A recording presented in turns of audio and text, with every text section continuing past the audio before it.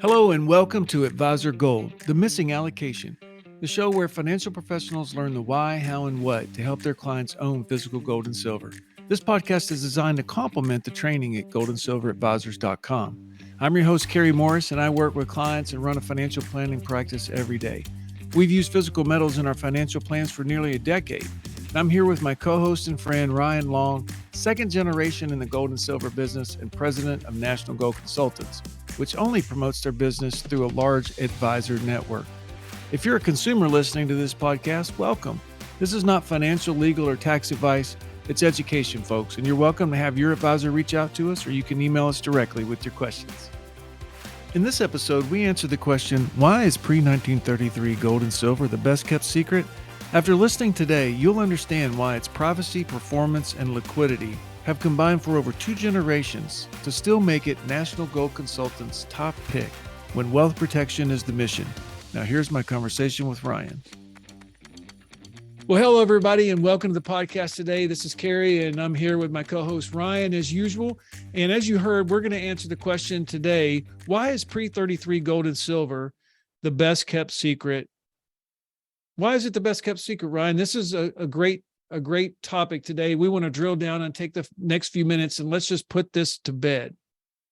You know, Kerry, you and I were talking off air and I was kind of going down memory road myself. You know, I first sunk my teeth into gold and silver around 20 years ago with my father, but my father, years and years and decades before myself, I remember Kerry, when he was buying precious metals, when I was just a young kid, he'd be stocking away, silver peace dollars in his sock drawer and putting it away for the rainy days. And I never questioned it, Kerry, and if you had Tom Brady teaching you how to throw a spiral football, you're not questioning Tom Brady. You just understand because he's the expert, right? That's right. Yeah. So you're second generation in the business. You grew up with your mom owning a jewelry store, for those listeners or viewers that don't know.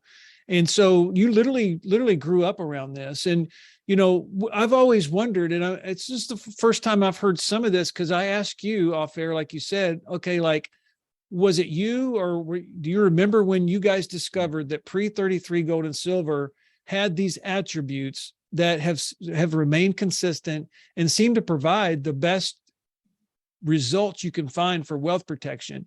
And so it was your dad that figured it out, right? Right. It's that old saying, if something's, not broken, why would you fix it? And this is now looking back, Kerry, my 20 plus years of my experience. And, when you look back growing up, if your dad tells you to do something, you do it without question because he's dad. Well, we've been having the opportunity now over the last, several, tens of years now to look back of, oh, so that's some of the method to the madness of why we're doing it this way. It has so many different attributes, like you mentioned, Kerry, that does not, to the naked eye is not easily looked upon or easily investigated because there's a lot of noise and a lot of misinformation, Kerry.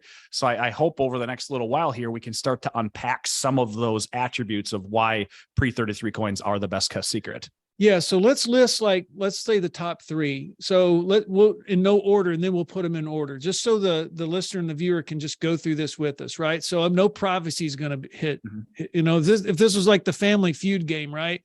Ding, ding, ding. Yep. Privacy is going to turn around, right? On Family Feud. You're going to get points for that.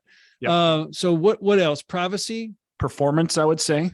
Performance. And part of that performance, are we going to include like insulation from a lot of volatility in that as part of the performance?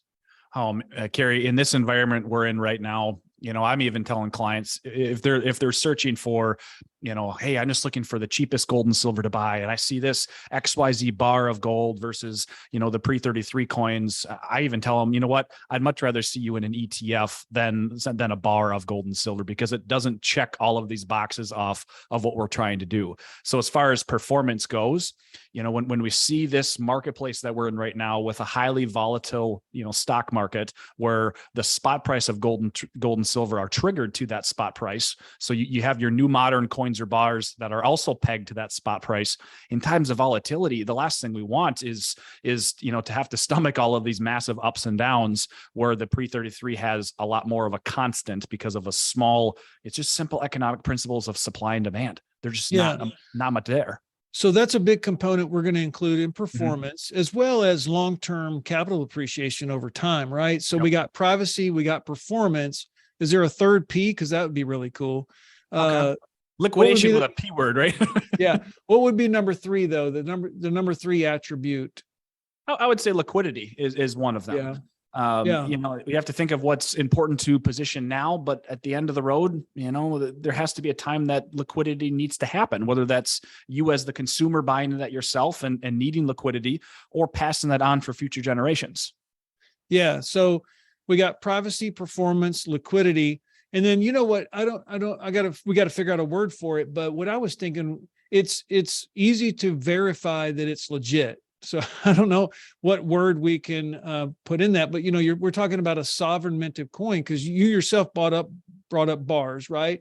And so we've got a lot of content out there in different places, as far as the podcast and the training, talking about why we don't do bars. You know, easier to counterfeit, hard to fractionalize, not as liquid because you got bigger pieces. But what would you call that legitimacy piece? You know, that piece where it's a sovereign minted coin that's easy to verify that it's good. Yeah, I would just, it's as simple as being authentic and authentic. There you go. Yeah, it's real easy to counterfeit, Carrie, if we just unpack the bars or the new modern coins, something that's shiny. It's something that has not withstood the time or the test of time with circulation, like these pre-33 coins have. You cannot fake circulation, but you can fake and, you know, sugar plate or gold plate, any sort of gold bar, silver bar, and make it look real to the naked eye. And that's going back to the other, you know, thing that we're talking about for liquidity. It's a lot harder to get out of something like that when that could be in the back of someone's mind, like mine, going, "Ooh, I didn't sell this to this person. How do I know it's real? Do I really want to buy it back? And if so, at how much?" Yeah. So excellent. So privacy, performance, liquidity, and authenticity. Let's hit those again. So back to privacy. We need to spend a few minutes on this, Ryan, because, you know, the government's the one who decided to draw a line in the sand in pre-33, you know, so because if you're a new advisor or you're new to all this, you're like, okay, why 1933? Where does all this go? And even if you try to Google it, you kind of learn about it, but let's talk about how that leads to privacy. Yeah. So the fast history lesson of this, Carrie, President Roosevelt, remember back in the 30s, we had the Great Depression, right? And, you know, everything was going south. They didn't have the ability back then to, like we're doing now, to turn on the printing presses and let's print $5 trillion in a year to try to buy our way out of this. So what did he do? Well, he used a modern day technique that goes back to the Roman Empire type days, where they actually confiscated gold and silver. The Roman Empire days, what they did was when you entered the Colosseum, they took a little saw off your gold coin, kept the clippings, and then they like a hole punch. They would hole punch your gold. But then they made more coins, and that hole punch coin spent the same as a new coin that they just minted. So that was modern day printing, or, you know, creating inflation. Well, what Roosevelt did in 33, something similar. They confiscated gold and silver, gave you face value. So an ounce of gold was worth $20. They gave you a $20 bill, revalued the price of gold a year later to 40. So they doubled the price of gold, which created inflation, and all goods and services, because we were tied to that and pegged to that, had to keep up for it. So that 1933 line in the sand, that was when the last time they confiscated gold and silver, meaning now as Americans, as consumers, we can legally hold this product again. And because they have not, taken back any coins newer than 1933, those are considered a government entity, like a commodity, versus the previous coins that were previously confiscated. They're considered a currency and a collectible. That's the huge word. So currency and collectibles are what really make something private and to not track to government. Okay, so got that. But what it's not, though, is collectible in the sense of like shiny coin that's graded inside of a plastic hard wrapper, and the value really depends on some rating agency or grading, right? So that what you just said, say those two words again. Well, as far as and currency, right? Collectible and currency, correct. As far as collectible goes, this goes down, you know, part of the method of the pre-33s when we talk about all of our advisor training at goldandsilveradvisors.com, many different things of, different categorizing of coins. We're not talking about, high-end collectibles here. We just talk about general circulated. We don't care if something's shiny or something's dirty, right? That's where some of these retail companies try to get you, and they try to have a specific grade or have a subjective versus objective opinion on a quality. We just want to get into as much gold and silver coins as our dollar can buy us without tying these up into dollar-based premiums. And so the privacy part of it comes in the fact that they get treated differently when being bought and sold, right? So Correct. There's not a requirement to report. Frankly, nobody knows who buys them and who owns them, right? And so we're not saying any of this from a tax situation. We're not going to address taxation on this video or this podcast. But we're talking about, because of that privacy, that people love that, right? Americans love that. That creates a demand for them, right? And so the higher something's in demand, then the higher value that it has and price that it has, right? Right. Well, and one more thing to hit this point home, Carrie, when I want to speak to layman's terms to my individual clients, when I start talking about that privacy, I always talk about that money under your mattress scenario, your cash under your mattress. So the scenario I give them is, okay, we already talked about the allocation percentage, 10 to 15% of your investable assets. Okay. And I like to say, you write a check out for that, or it's cash or whatever it is. And all we're doing is we're converting that digit in your bank account into physical hard currency. Just like if I was to bring a dollar bill into my Wells Fargo and I want 2 rolls of nickels for that dollar bill, I go in and out of that bank without any paper trail, without any documentation, because I went from currency to currency. All you're doing here is you're going currency in your bank account to pre-1933 currency, and it's like that proverbial cash under your mattress. But it's worth more than the face value. So it's worth more than your 2 rolls of nickels are actually worth, like 2 rolls of $100 bills. Right. So that part we have to make clear. All right. So that privacy leads to the performance we talked about. So let's talk about the pre-33 marketplace and how the performance side of it. And again, if we say performance to a bunch of investment advisors and different, even just consumers out there, they're thinking about their 401k statement or an investment statement. And is it going up? Is it going up? Is it going down? There's a lot more to the word performance in this, right? So how does that privacy lead to the performance that we're looking for to serve as wealth protection? Well, it comes down to, Carrie, in our training again at goldandsilveradvisors.com, how often do we talk about the proper mindset for positioning, right? Well, obviously, if performance isn't going to be there, why in the world would we do it to begin with? So it comes down to that counterbalance effect that the pre-33 coins have compared to your other dollar-based assets. But performance is big, and this is part of the method to our madness of why the pre-33 stuff is important compared to the just generic bars or coins or ETFs. But so if I give you an example, Carrie, we want to be battle tested on this, not just happen over the last few years, just a complete whimsical type of examples. We can go back to all of the major crashes and corrections. I'll just go back to the most recent one of our COVID crash, March of 2020. When we have the spot price of gold and silver, which is, it's tied to the ETF market. So, our stock market also went down. What did we go? 30 some percent down. Well, the spot price did that as well. Your bars, your other generic coins went down just as much as that spot price during that time. Whereas because of the pre-33's attributes, they actually went up in price, a 20 some percent actual return. And the biggest difference here is the example I give is it's like weather. If the storm clouds are around us, right, the gold and silver market should be reacting and responding. Well, when the weather is great, it's sunny, there isn't any storm cloud around us, that pre-33 coins, that demand premium, they're going to drop a little bit closer to that spot price because it's the human nature. The best time for flood insurance is before the flood arrives, but most people get it during the eye of the hurricanes, an unfortunate problem. Yeah, absolutely. So you mentioned the words demand premium. I know we've covered this in other podcasts where we did spot versus physical in general. Today we're drilling down on pre-33. So but we need to define that real quick. So demand premium, everybody, is basically what is the number of dollars, how much above spot price is that particular coin going any given day? And so what Ryan's saying is that in good times, in good weather, when, happy days are here again, the stock market's blasting up and everybody's happy with everything that's going on in their dollar-based accounts and everything, then that amount above spot that pre-30 have is going to be at its lowest point. Really, it's still going to be above spot. But I've seen it probably as low as $3, $4, $5, right, Ryan? Like, back in say 2013, 14, 15, when kind of spot kind of settled in after the big boom and up to 2011. And then you go all the way up to when the storm clouds are hitting and the hurricanes coming of a big crash like in 2020. And all of a sudden you saw that premium over spot to be what? I'll let you quote that one.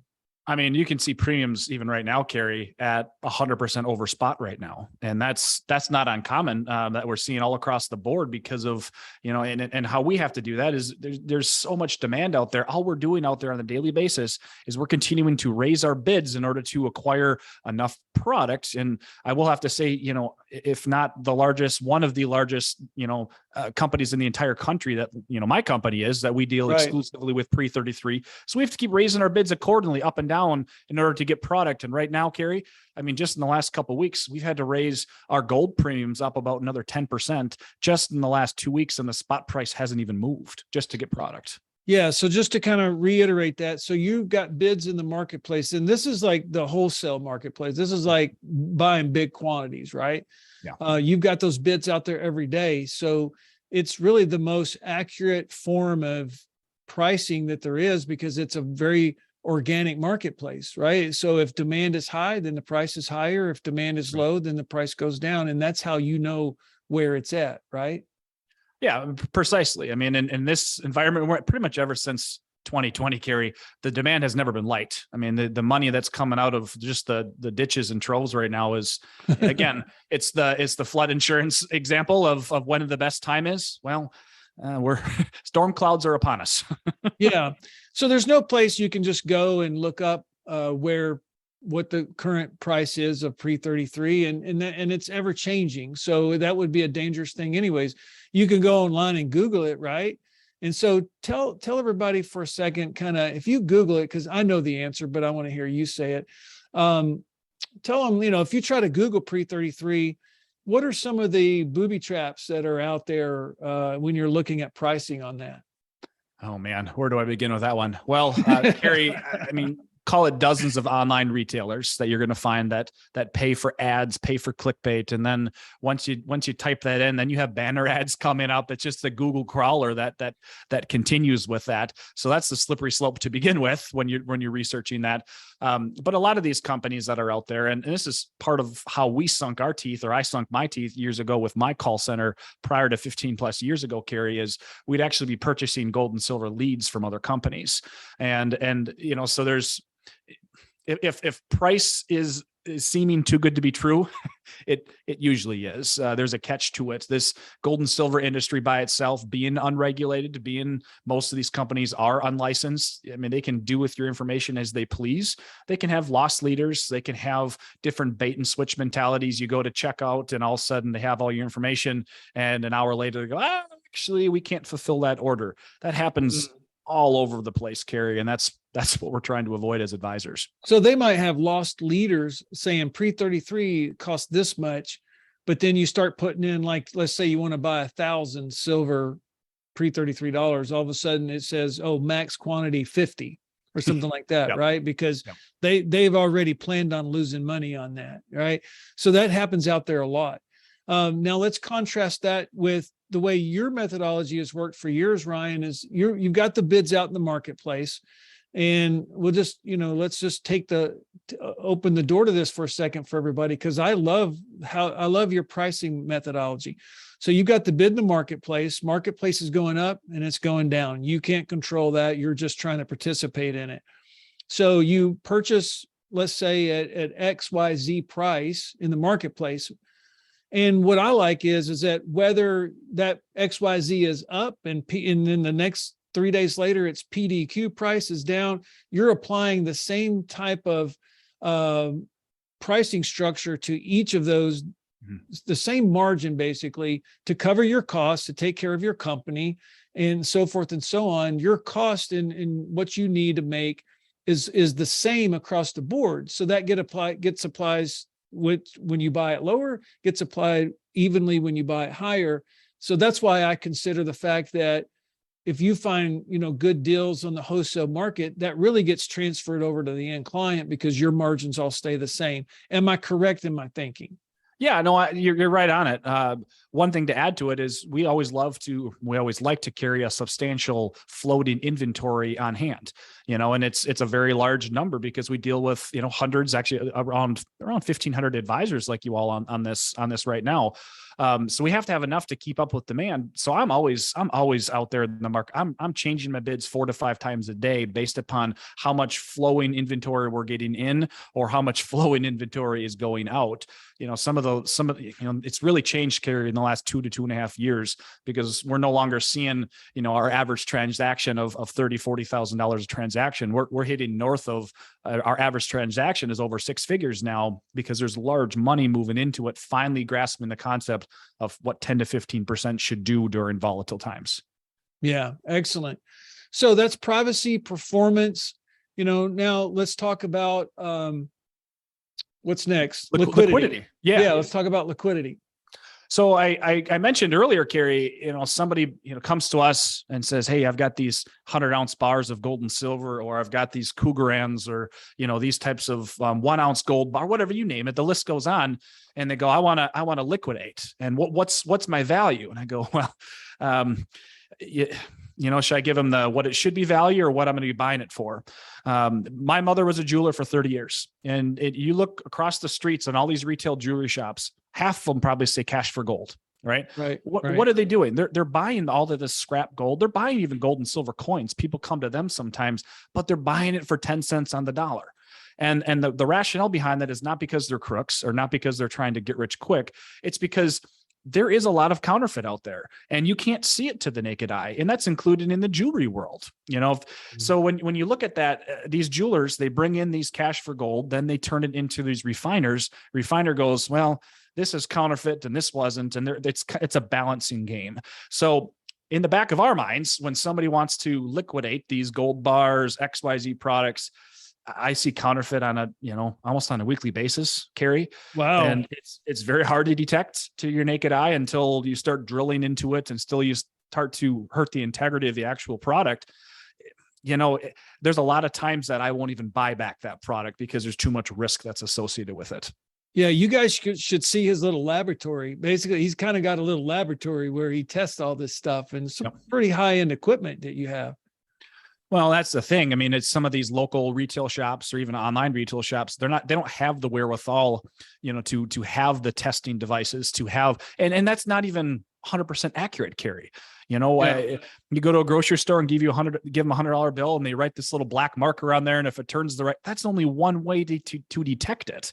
Right. There's technology out there that people get, pretty creative with. So going back to liquidity and why these pre-33 coins are so important for not only the nows that, obviously your protection, your privacy and your, your production of the price, but your liquidity on this product is extremely important because of going back to, you cannot fake circulation. All these coins have stood the test of time of, especially the gold coins, some of them 150 years old. The proof's in the pudding when it comes to that. That's when you get 100% of the market value when you actually do want to liquidate. And it's a very quick 24 to 48 hour turnaround process. Yeah. And the thing I was thinking about on that, Ryan, is that everybody in the chain has that same trust and belief in that coin, in that pre-33 sovereign minted coin. So it's not like, you're buying it and then you can't turn around and sell it if you want to, or that kind of thing. And so that liquidity is solid because of those things you just mentioned, right? Right. Exactly. It Cool. It has a common bond and a common trust over the entire industry of this is sovereign. This is US coins. These are the old cowboy coins that we all held, 150 years ago. Yeah. And then that's linked to authenticity and it all kind of works together. We kind of just covered that too, really. Yep. So in wrapping up, pre-33 gold and silver, we can't use it in IRAs. That's another podcast that's out there. Listen to that for what the IRS requires in IRAs. But the pre-33 is what we haven't talked about yet that always comes up is like storage, Ryan. Sure. So let's hit the top of that real quick. I would say 99 out of 100 individuals opt to have it in their possession, right? Yeah. Possession being 9/10 of the law is huge. As far as storage goes, I mean, if you hold out your index finger, Carrie, for gold, I mean, that's going to be about $50,000 of gold. Yeah. And a lot of people, well, what about silver? Is it bulky? And, am I going to have to, a shoebox is $100,000 of silver. I mean, that's all it is. So you can go in factors of shoeboxes for as far as storage goes. Yeah. It's a funny process to watch in clients' faces and stuff because at first they have this little mind monster going on there of like, oh man, what if I, and all that. I think instantly they just picture like somebody coming in and taking it or something. Right. And so, but as soon as I say, well, let's think about this for a second, if somebody was going to come in your house, first of all, people don't need to know you have it, but if somebody was going to come in your house, would they ever take the time to dig back in an old dirty, the worst closet you have with the back corners packed in rags and dirty rags and all your junk? I really don't think they're going to, and all of a sudden their light bulb goes off and they're like, I guess you're right. It doesn't make sense, and some people have a safe, they want a safe and that's so forth. But then at the end of the day, if they really don't want that and they want the attributes of the pre-33, then they can pay for some storage off site, right? Yeah, like I said, 99 out of 100 choose to have it in their possession because they get rid of that mind monster and they go, yeah, it makes sense. Yeah. But there is that 1 in 100, and we set up, third-party storage for them in the depository, or they can set it up themselves in their own local areas at the bank or at your own little depository. Yeah, if they're doing $500,000, $750K, or $1 million worth, right? That's kind of where you see that kind of stuff more than anything, right? Yeah, we don't see it in the small purchases pretty much ever. Yep. Yeah. All right. So that's storage. And then we mentioned liquidity, but just to be clear, and I cover this in the 3 10-minute videos, everybody, that answers the 5 key questions about gold and silver. But as far as that liquidity goes, Ryan's always had a policy at his company that he would always buy back and at full value. Like he doesn't try to make money on the buyback from any client that he has helped acquire them. And so he only makes his money on the front end. And the reason he can do that and doesn't feel like he needs to make money on the back end is because he has an ongoing demand for those things. So he's going to treat your seller, your client, or you, if you're the seller, he's going to treat you just like a seller in the marketplace that he's got bids out in every day, right? Correct. Yep. And I only know this because we've been working together for a decade, right?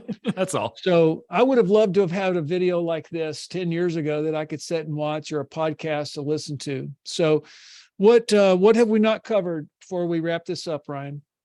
I love the word mind monster because you've used it now and I've used it once now too. In this environment we're in, Carrie, and I don't see this changing for the foreseeable future. The largest difference between pre-33 right now and just the spot price or the newer modern coins and bars, we're seeing a larger and larger gap between the two. They're starting to really decouple away from each other.